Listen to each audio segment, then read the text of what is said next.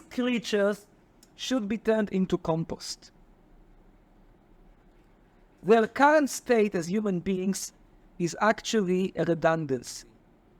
They should be, if not compost, they should probably be used as eternal slaves or perhaps eternal perennial soldiers. Like send them to Gaza when they are 14 years old and they can stay there until their death. Here and there they can have a break to see a prostitute in the US.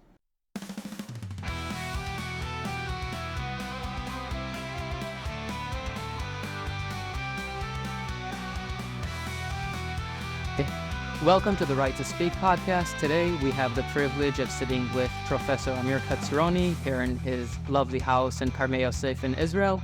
We're going to discuss the current political climate. We're going to discuss freedom of speech, mass media communication, and a whole bunch of other topics.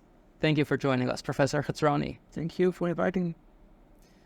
In order to get a little better understanding about you, what motivates you, and just in general how you have crafted and how you got to your political ideas and understandings, maybe if you could give us some stories, something maybe from growing up, your childhood, any major events here in Israel that shaped your political ideas and political understanding and shaped your current political views.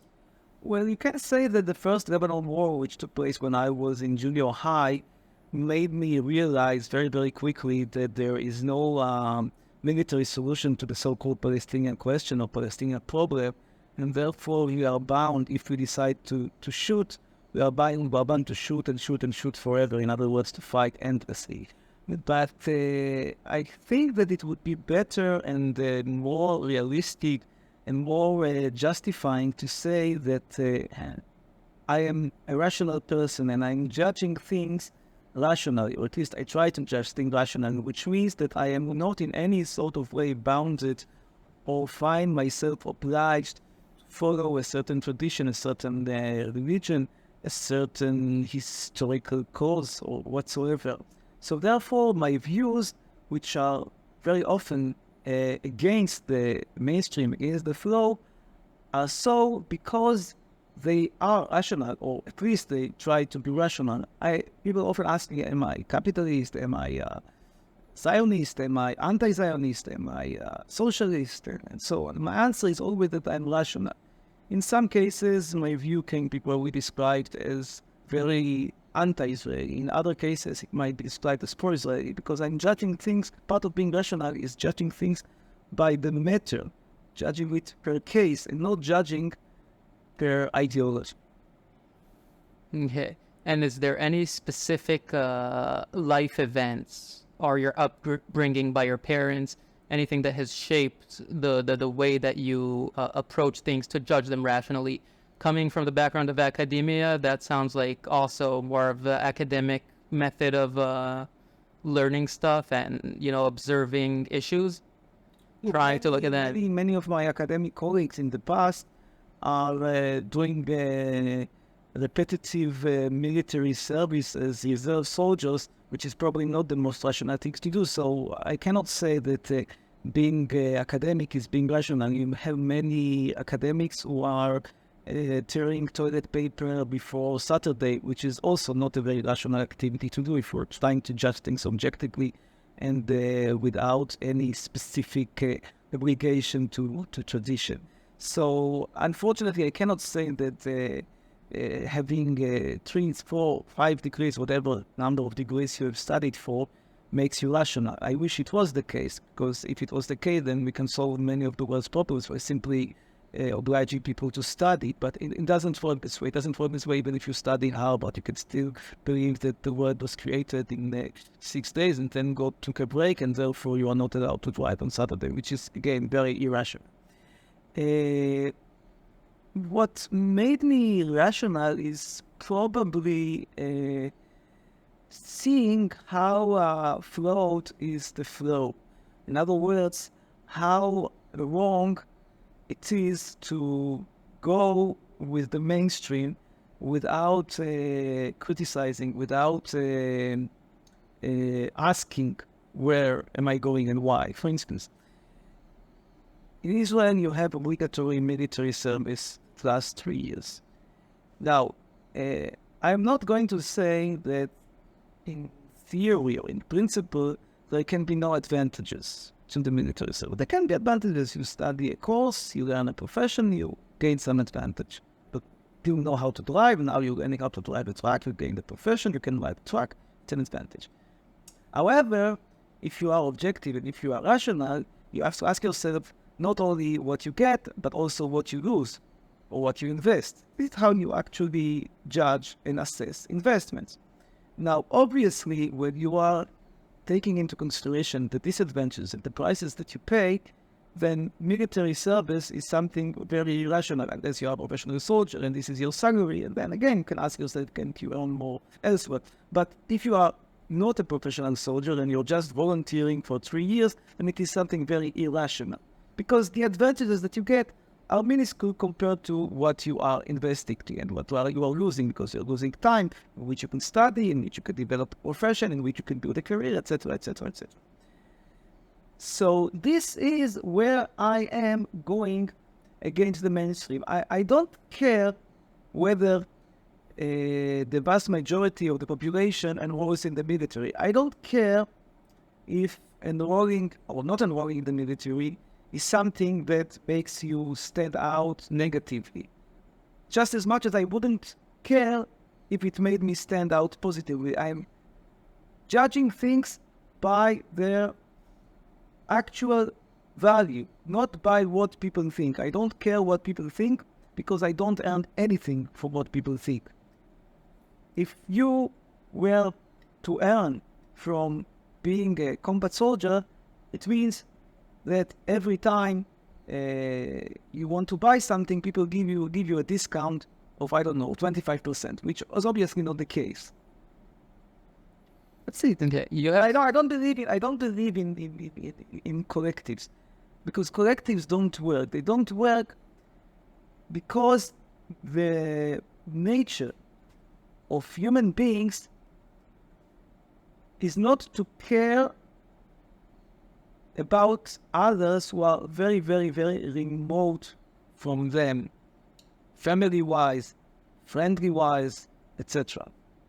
Okay, you have said that you regret your military service. It really, when you're looking at it from the individual perspective, it may not be so rational, but again, there's going to be the people that argue and say, well, if everyone just does what they want to do and no one goes to the military and no one serves in the army, who's going to protect you here? And how could you even live here in Israel in the current, security climate and the current war that's going on and the current situation that we're in? It's impossible to have a country without a military. Well, you can also say, on the other hand, that if you had a massive movement of people who are simply dodging the service, then Israel would have no other option but to compromise and finish an ongoing conflict that otherwise maybe is not really willing and eager to compromise. But in my view, it doesn't make any sense for you as an individual to make the calculation of the collective, because the collective doesn't make your calculation. In other words, you are sacrificing yourself and you get nothing in return, or almost nothing in return.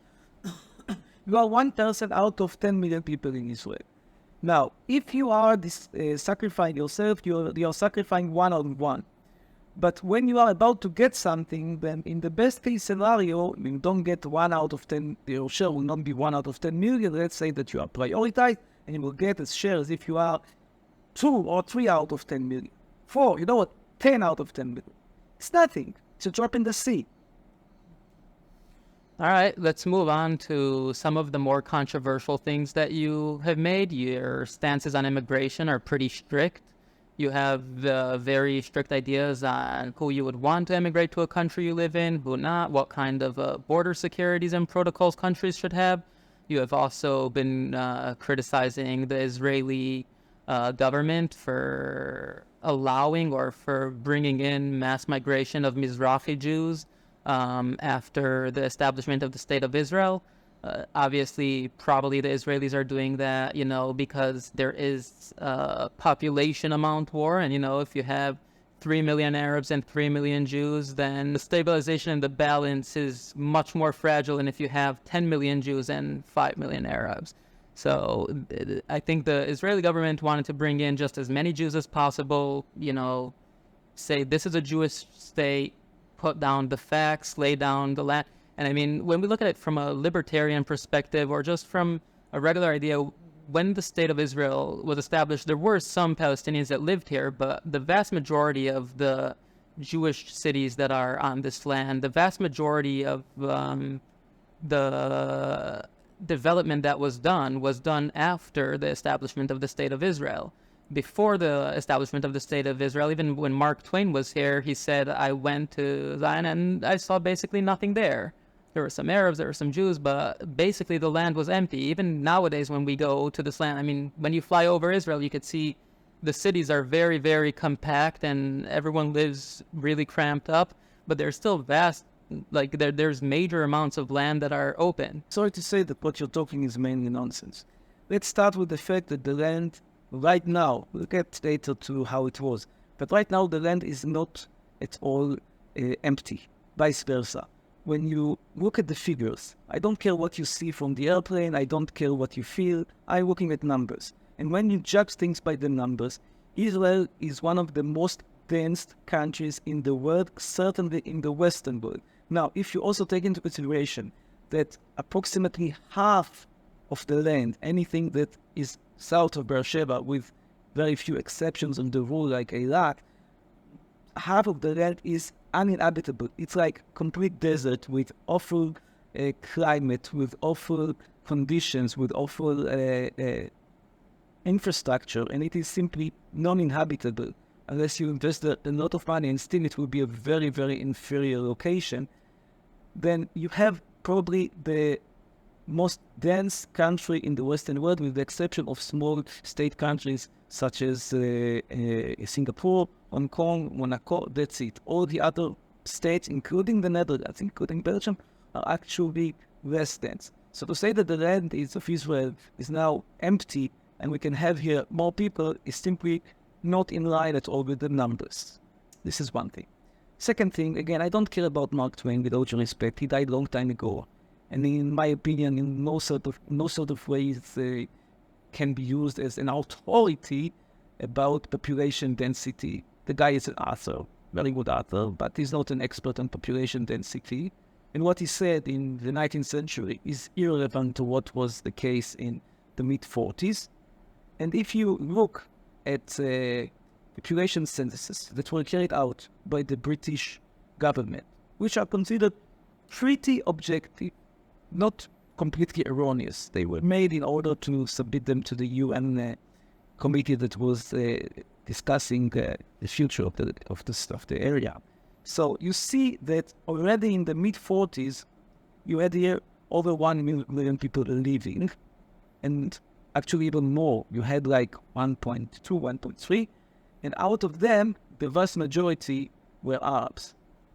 So it is simply not true. It's true that all these Arabs were mainly expelled. After the war, you had only 100,000 something Arabs. But to say that the land was empty simply doesn't come to terms with the objective figures. Simply doesn't come to terms. Now, let's talk about immigration.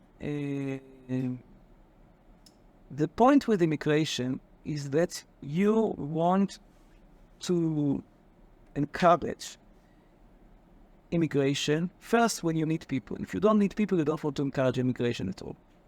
If you have enough of everything, you don't want to. Well, why to bring the incoming population? Doesn't make any sense. Now, if you lack people, you lack experts, you lack people in certain professions, you lack people at certain ages, then you want to bring people who would cover for these deficiencies. Not to bring just people from Kazakhstan because they are available. The whole third world is practically available for immigration.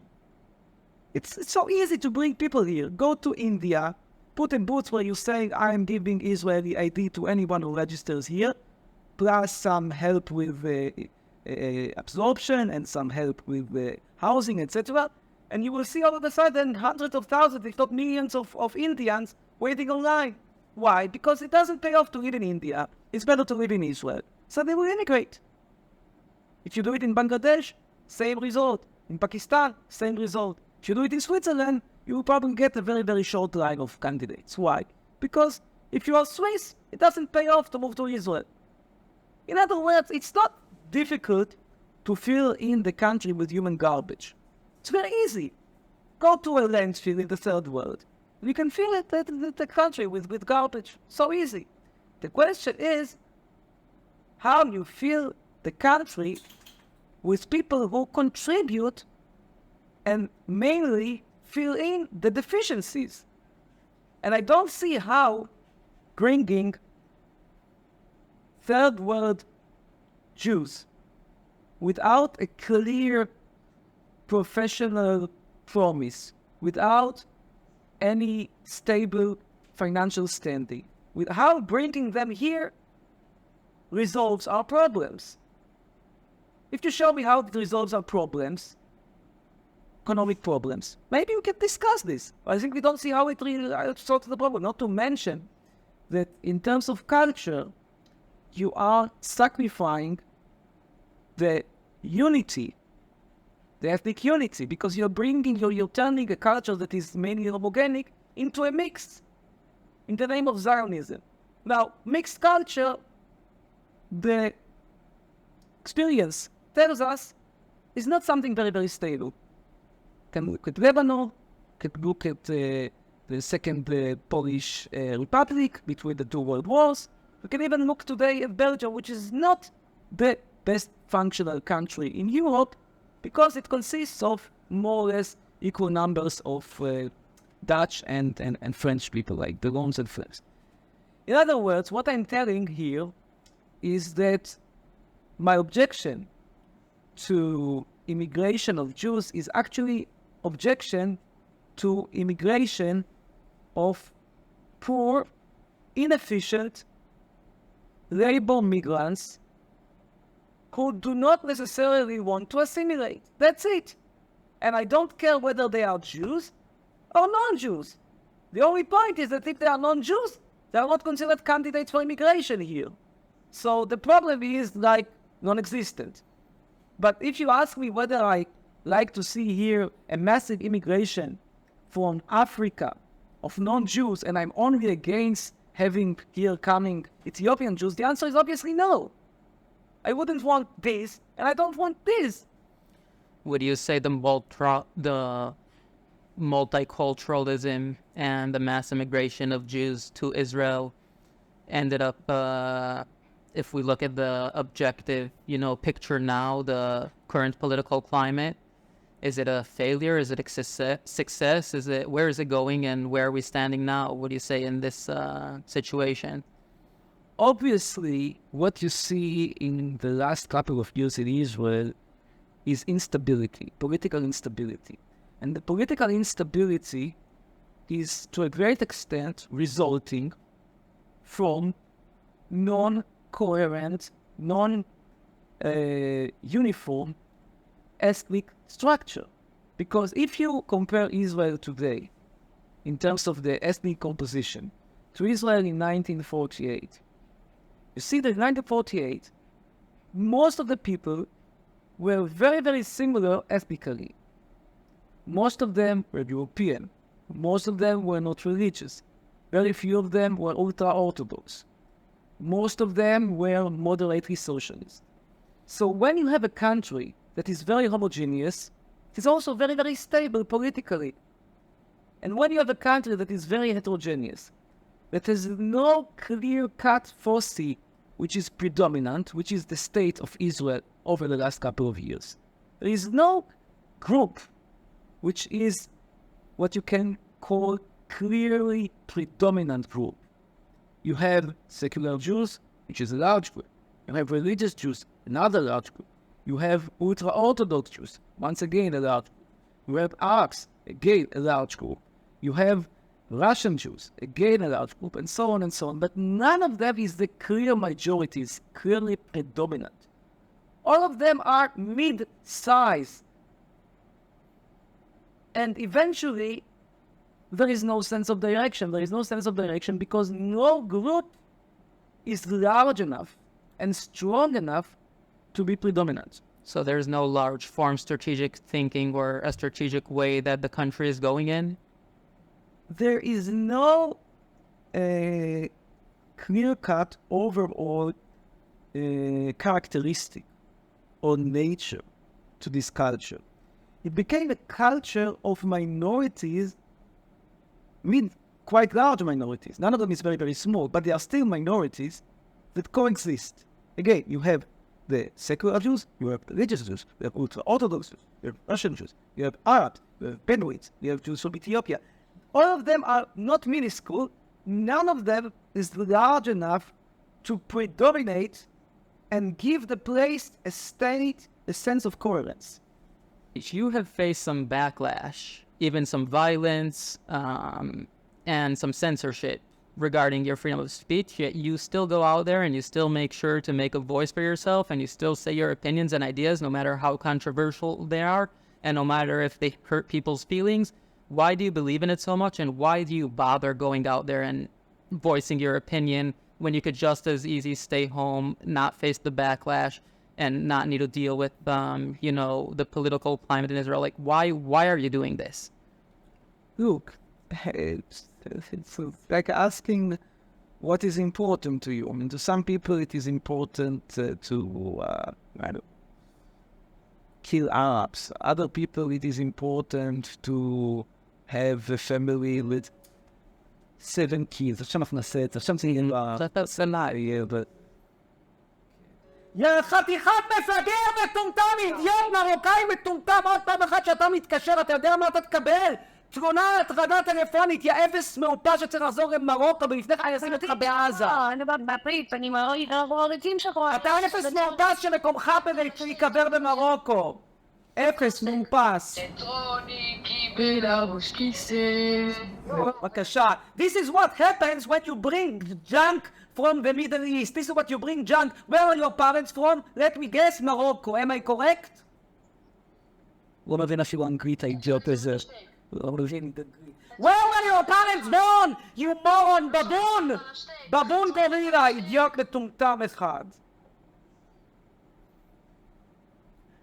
All right, so exactly what we're speaking of, you faced some consequences for your speech. Because these creatures should be turned into compost. Their current state as human beings is actually a redundancy. They should be, if not compost, they should probably be used as eternal strays or perhaps eternal perennial soldiers. Like send them to Gaza when they are 14 years old and they can stay there until their death. Here and there they can have a break to see a prostitute in the US. This is the... So why are you saying these people have no future and... They are not okay. people. They are not. This is your error. To see them as people is your error. These are not people. These are creatures. These are humanoids. Okay? Now, genetically, we have something in common. No doubt about it. But genetically, we also have a lot in common with chimpanzees. So, how would you treat a chimpanzee? Would you treat him as a human being? Let's say a chimpanzee knows very well how to clean the toilets if you teach him. These creatures also know how to clean the toilet seat if you teach them somewhat. You see them as human beings. Why? Because they have a Jewish grandmother. I mean, these views are not just from the Judaism perspective, but just from the, let's say, the Western world perspective. From Nowadays, a Western perspective, you think that such creatures have any aim and any reason to live? Why? What good do they do? What is their contribution to the world? Regardless of whether they are Jews. They happen to be Jews, but regardless. I mean, everyone has something to contribute at Okay, some a point. cockroach also has some aim in his life. But, I mean, how much would you dedicate to preserving the cockroach? How much? How much would you dedicate to preserving the life of a rabbit? Why do you dedicate so much to preserving the life of these creatures? What good do they do? What is their benefit? Yeah. There is nothing beneficial about them. See, you heard. The only thing I can think of using them is like using gladiators in ancient Rome, like, eternal soldiers, not doing any complicated roles, of course. I mean, they cannot be pilots. They can fight, they can give them guns, and they can fight in Gaza. Of course, you have to take the guns away from them when they come here, because otherwise they will start shooting in the street. You are very famously anti having children. Because Yeah, this is the outcome. What sense does it make to have children when this is what you get? What's the sense? Well, I mean, someone could ask the same. What is your opinion? What's the sense of your opinion if you're not reproducing and you're not continuing? Like, How is it relevant? I mean, look, objectively, you saw the outcome of not using contraceptives properly. You saw the outcome. You heard the outcome a couple of minutes ago. Now, from here, draw the conclusions. but if we're just looking at the world as, we are looking for growth, we're looking for a future Growth as is these humanity. Folks, these folks to grow. But even if it's not them, or even if right now they're not at the right mind stage that you think they are, but I mean, they're still kids. They're going to grow up. They could learn. They could change. Dumbos. You are Dumbo when you are 12. You will be Dumbo when you are 42. Why, Because you are Dumbo. why won't you take the Elon Musk approach and say, my genes are better, I'm smarter, I should repopulate so we could combat the stupid people repopulating? Have you watched the movie Idiocracy? 2006, I believe it came out. No. A very famous movie. I'll say it shortly. Basically, the stupid people were repopulating. All the smart people, the academics, were staying home saying, this is not the right time. We can't do it financially. The world got stupider and stupider and stupider until everyone, the president was a rock star, and basically what we see in the U.S. now, but not quite there yet. But all I'm saying is, according to that movie, they said just based on the current way the world is behaving, we're gonna get a population that just gets dumber and dumber and dumber, and then there's really no end in sight. This is not, with all due respect, my personal problem or my personal concern. If you are concerned, can have 3, 4, 6, 9 children. Not my personal concern. I don't care what will happen in the distant future. I'm not going to be in the distant future, fortunately. That's it. Now, Elon Musk wants to have children. Elon Musk can have children. You can ask him why. I'm not Elon Musk. But then if you don't have a stake in the future, why should, people listen to your ideas? Why should we give them validity? I was talking to a feminist the other day. I told her I'm going to interview you. And she said he's Ben Adam Miyutar. He is a human that is irrelevant, basically. Why? Well, just based on the kids, you're not going to repopulate. You're not going to continue.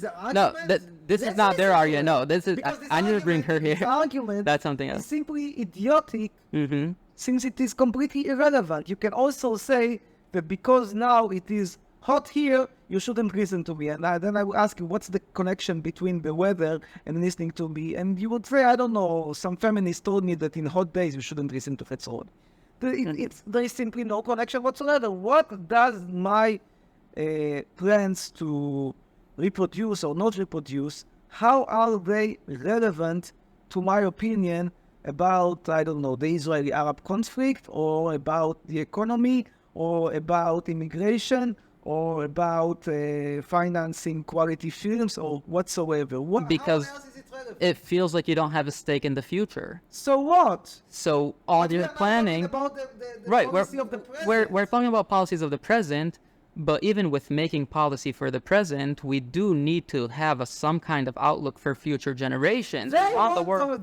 they want to, those who have, I don't know, 9 children, maybe. Mhm. They care about the future. Maybe they simply don't know how to use contraceptives properly. But maybe they care about the future. Okay, this is their ideology. This is their approach. Fine. They have the right to have this approach. I have, let's say, a different approach. So we can certainly, and we should definitely compare one approach to the other, have a discussion, and consider various options to say that because they think about the future, I prefer to emphasize the present, that I should not be heard and they should all the time be the sole solution to give the solution to any problem. It's ridiculous. I mean, we're talking here eventually about conflict between perspectives. So what makes sense is, at the very least, hear both perspectives to make a judgment. Okay, let's go back real quick to social media. Once again, whether you're a fan or not, if we go to Elon Musk taking over Twitter, freeing the bird, allowing freedom of speech again, allegedly, to some extent.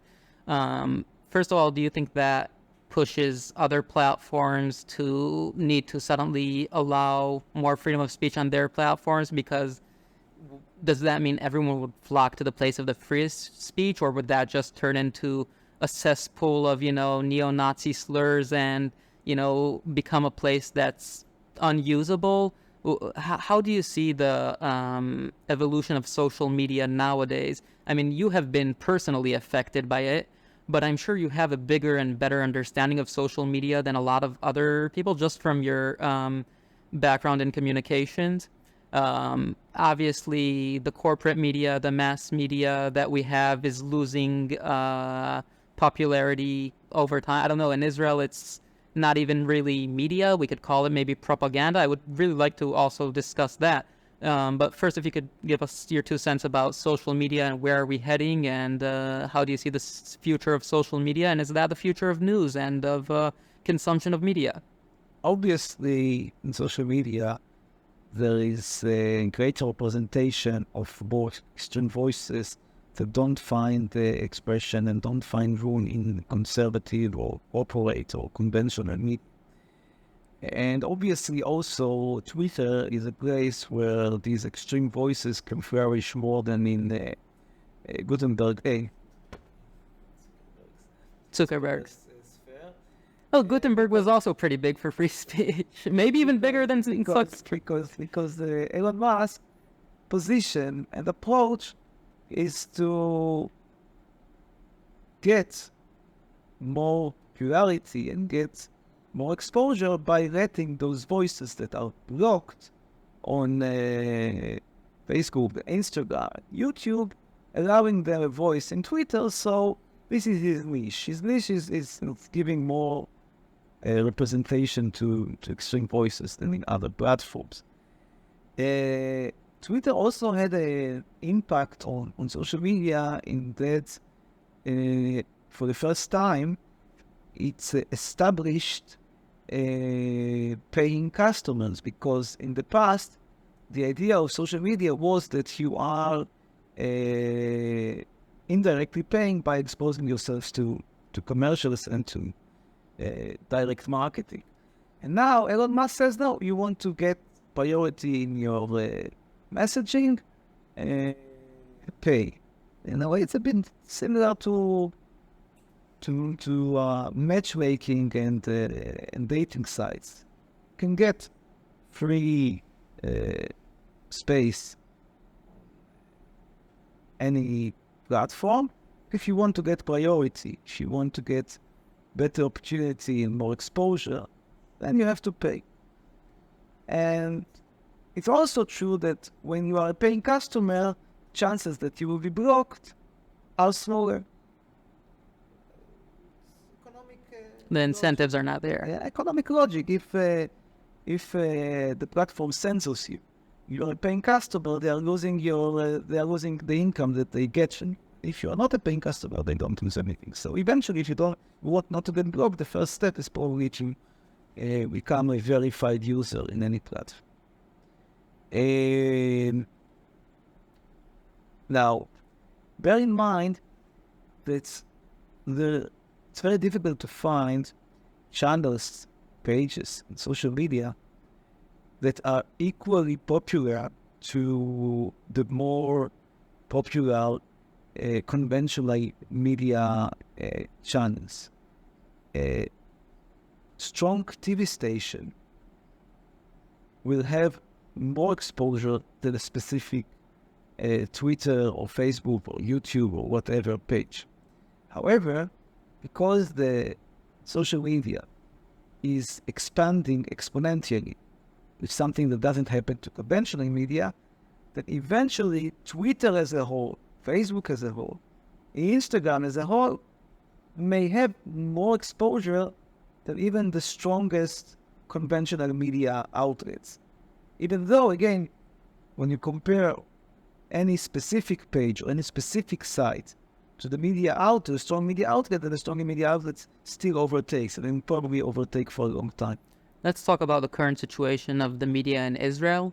A lot of people seem to feel like the media here is very much propaganda. It established some kinds of ideas for the population, have the agenda of the day, but they brainwash the population through the media to some extent, with repeating slogans, with repeating what seems to be propaganda to some extent, at least in Israel.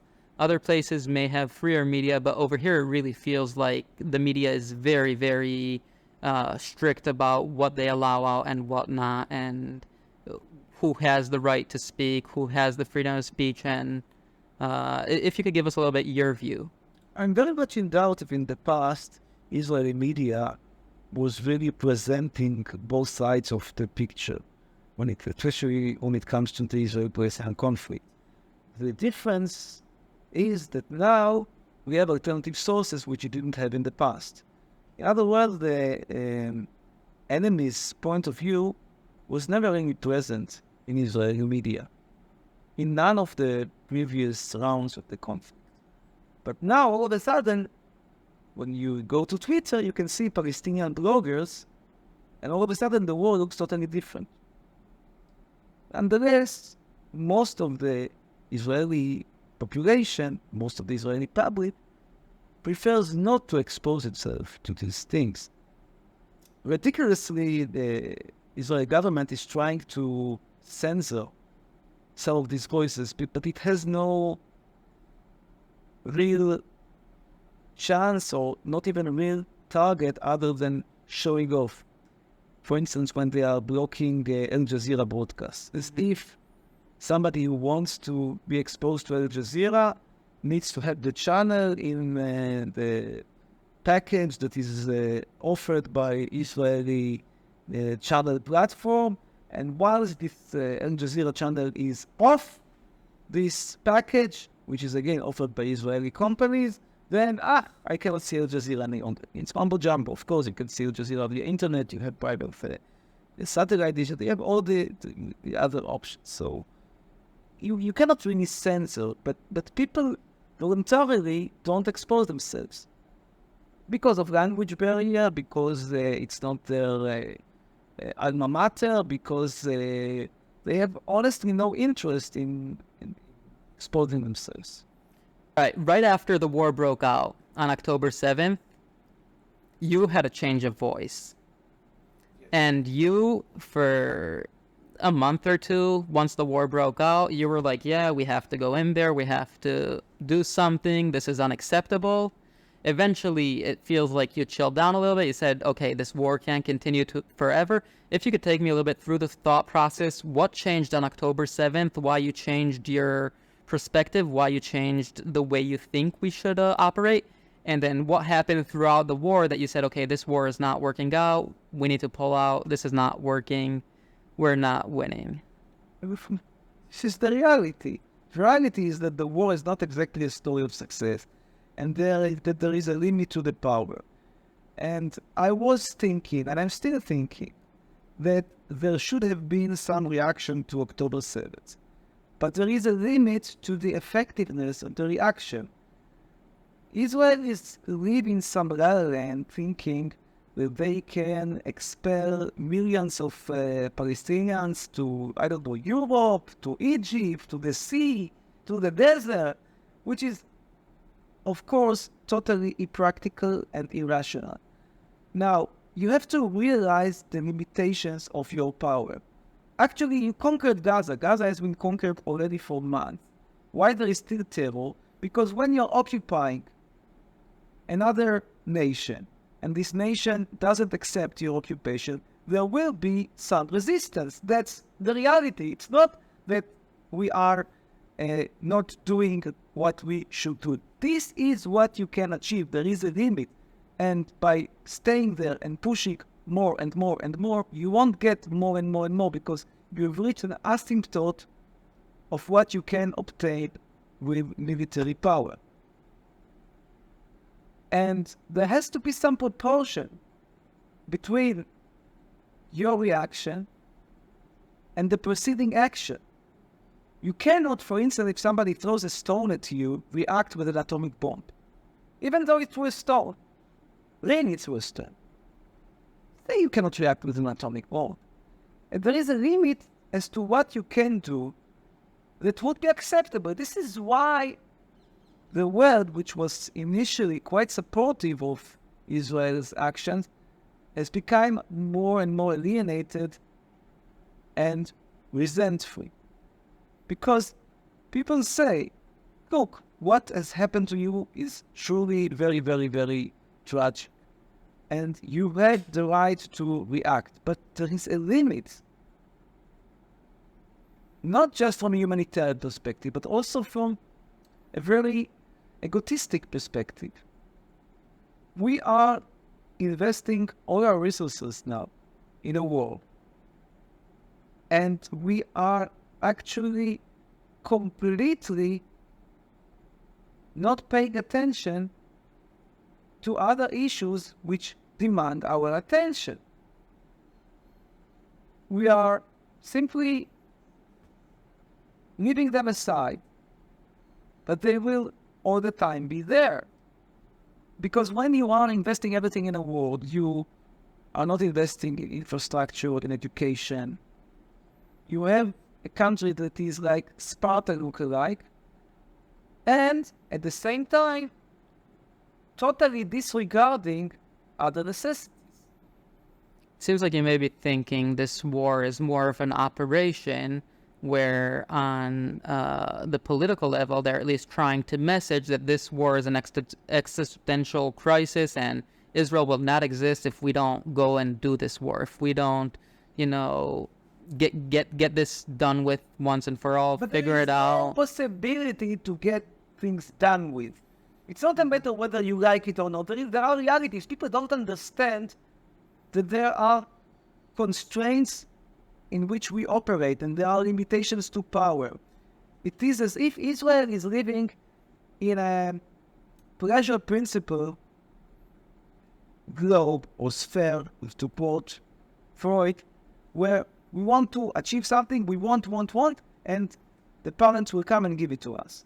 But it doesn't work this way in international affairs. It doesn't work this way. It's not that if the Palestinians killed 1,200 Jews, you will now be given free credit, carte blanche, to kill 2 million Palestinians and throw them to the sea.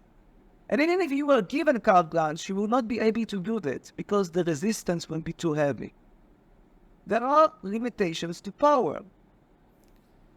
So, as a long-lasting solution, how do you see a peace solution? I know since the 90s, at least, every kid growing up, since Yitzhak Rabin was murdered, all the schools' curriculums in Israel were changed to say, okay, we're pursuing peace. Peace is our objective. We need to go to peace. While on the other side of the fence, they were teaching the kids, war is our objective. We need to take over. One more thing, just as far as the Palestinian-Israeli conflict. Some will also say, doing the proposal by the British to split the country, the Israelis took something. The Palestinians did not agree to anything back then. They opened Milchemet HaAtzmaut, the independence war of Israel. And some will say, well, Israel won that war, and it doesn't really matter if the Palestinians, they accept the defeat or not. de facto we won. If we're looking at what's happening, on the ground, we're in charge.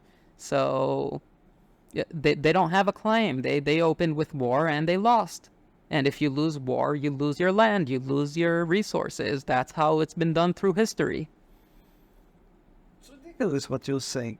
Look, if I try to rephrase you, you are saying that because the Palestinians rejected the proposal, which was honestly a bit unfair towards them, but let's say it was fair, in 1947, then in 2024, that they should be subjected to occupation and practical modern slavery. It doesn't make any sense.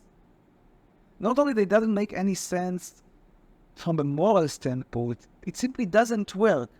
You can say as much as you want they should accept that they lost their home, they should accept that they will never have any sovereignty, they should accept that they will never have any access to their property, they should accept that they will not have citizenship, should accept that they will live in a place where we are the rulers and we are telling them where they can move and where they are not allowed to move and so on. But they will not accept. Okay, they will not accept. You think they should accept. But they refuse to accept. Now, what do you want to do? Kill 2 millions of Palestinians? You cannot, with 6 million Jews, rule, or 7 million Jews, rule 6 million Palestinians, and say, well, I'm the majority, I won the war in 1948. It doesn't work. Not to mention that it's also unjustified. But even if it was justified, it doesn't work. It cannot work. It will not work. Do you see any future where there could possibly be a solution? Our solution is still a two-state solution, because the level of hatred between Jews and Palestinians does not make a one-state solution something feasible. It will make Israel a second Lebanon. A country where if there is now not clear enough majority, even less clear majority will have when the Palestinians become Israeli citizens. And if you think that they can become not citizens or stay not citizens, you will control them forever, you're living in the island. So the right solution is still, or at least the least ever, will be two-state solution, which probably would include some exchange of territories and some evacuation of settlements. Otherwise, it's not going to work. Although personally, I don't care, honestly, if Palestinians and settlers kill one another and play Wild West games in the territories. I don't care. Actually, it's a possibility to reduce the density of this land. But deep down, it's clear to us that it's not going to. All right. If we talk a little bit about your academic background, you have been in the Hebrew University, correct? You studied in the Hebrew University, got your degree there, your PhD, and then you taught in Bar Ilan University. Not Bar Ilan. You taught in Ariel University, and the occupied. Sorry, maybe less than 5 times in meetings with friends or conferences. Yeah, you taught in Ariel University, which is in the settlements. You have taught in Turkey. I was also teaching for a good couple of years at the Israel Valley College. Okay, and at Israeli Valley College. I would like you, maybe if you could a little bit tell us the differences in the academic world between the Israeli academia and the academia under dictatorship regime or under the Turkish regime, which maybe you don't have as much freedom of academia. How do things work? Do you notice any difference? Maybe you don't have as much freedom, academic freedom in Israel. I don't know. I didn't teach sensitive topics. My academic specialty, which is namely the long-term effects of routine television viewing on social perception, is something quite devoid and unrelated to politics. So I cannot say that I was disturbed politically in Turkey or China. I can tell you that you do feel that you are living in a dictatorship. This is true. You do feel that you are living in a dictatorship when you want to, with all the national ceremonies that are happening on campuses, with all the propaganda courses that are stacked into the curriculum, but again, not something that I personally felt. Okay, you have been all over the world. You traveled a lot. You have seen the world. There are people who have traveled more, or rather have traveled in more countries. However, it looks like you end up staying here in Israel and coming back here to your birthplace, even though, it's the densest place and you're under constant war. It's a very idiotic question. I have some health issues that Right before we end, how would you like people to remember you both academically and politically and your personal life? Well, what would you like your legacy to be?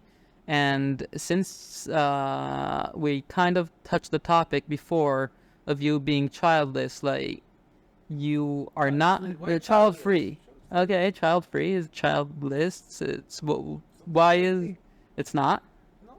Because I'm child-free by choice. It's not very difficult to have children in Israel. You have a line of women who would be very, very happy to enjoy your alimonies. I don't want to be a parent, full stop. It's not that I am child-free because I couldn't find the possibility to have a child. So how do you find something that drives you in life if there is, theoretically, again, I'm saying it I'm trying to bring here the vast population idea that everyone says, you, in Israel at least, you have to have a child, the children are our future, we have to repopulate, we're one of the highest nations with repopulations per head in the world. We live in a world where most of the world, at least the Western world, is depopulating. How do you want your legacy to be remembered, and what is, I don't know if it's correct to ask it this way, but what do you feel like your purpose is? What do you feel like your mission is? Do you have anything that drives you personally, or you're just living and if I could cause some trouble along the way, I'll do that, for fun of it? Purpose. I don't believe that life has a purpose. I'm very far away from all those grand ideologies that try to find a purpose in life. But what else? It's important to me, again, is freedom of speech, something that is very dear to me. And I think that if you want to remember me in some form, then maybe remember me as a rational person in a non-rational or irrational world. Finally, I can always say good luck to all those who think that aim in life is to reproduce and don't care about that thing. It's not. All right, young people that are watching this right now, as much as you may, we don't know about the Israeli ones, but this is in English, and people all over. You have young people. I don't know. We'll see. You have like 15 views per show. Well, I only have one show up so far. You think the second one will have already? No, I have. Yeah. What is the question? Okay. And you barely even אתה לא סובל ילדים, אבל yeah, young people that may be watching this, as much as you may despise them, what kind of advice do you think you can give them? What kind of pointers? What would be maybe the best advice that you learned throughout your life? Use a condom. Ask for advice. I gave advice. All right. Anything else you would like to add? No. Amir Hetzroni, thank you very much. I enjoyed this conversation a lot, and of course, the right to speak is also to our viewers that are welcome to contact us or leave comments and let us know your thoughts about this show. Let us know your thoughts about Amir. And Amir, thank you very much. It was my pleasure.